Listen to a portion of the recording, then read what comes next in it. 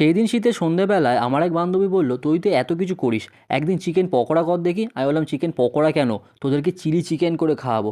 এবার দেখো, chilli chicken বানানো খুব সহজ। তোমাদেরকে সবার আগে মাংসটা কেটে আনতে হবে, এবার ওটাকে ভালো করে ধুয়ে পরিষ্কার করে নিতে হবে। এরপরে যাবে আদা রসুন বাটা, নুন, কর্নফ্লাওয়ার, হলুদ, লঙ্কার গুঁড়ো, ভিনিগার, সয়া সস, ডিম। এবার হচ্ছে স্পেশাল জিনিস, মানে গরম মশলা যাবে, আর একদম গোটা গোলমরিচকে রোস্ট করে নিয়ে ওটাকে গুঁড়ো করে এর মধ্যে দাও। এটাই হচ্ছে মেন। এবার ওটাকে ভালো করে মিশিয়ে নিয়ে মিনিমাম 20 মিনিট থেকে 15 মিনিট রেখে দেবে।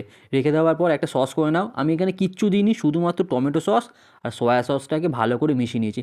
এবার কিন্তু সাদা তেল দিয়ে দিতে হবে বেশ ভালো করে।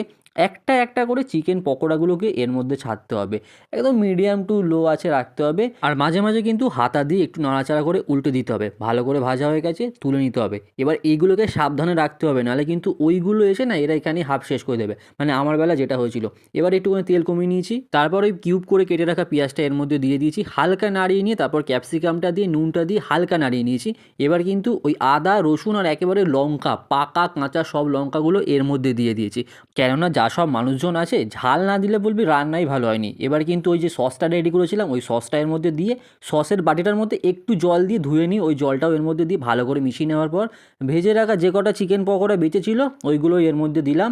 প্রথমে একটু মিশিয়ে নিলাম, তারপর কিন্তু কর্নফ্লাওয়ার গোলা জলটা এর মধ্যে দিয়ে দিলাম। ও হ্যাঁ, একটুখানি চিনি দেবে তোমাদের যদি মনে হয়। চিনিটা দেওয়ার পর একটুখানি জল দিয়ে ভালো করে মিশিয়ে নিলেই আমাদের কিন্তু চিলি চিকেন রেডি হয়ে গেছে। এবার এটা খাওয়ার পর ওরা কী বললো সেটা তোমরাই কমেন্টে বলো, কারণ তোমরাও তো জানো বন্ধুদের খাওয়ালে তারা কী বলে।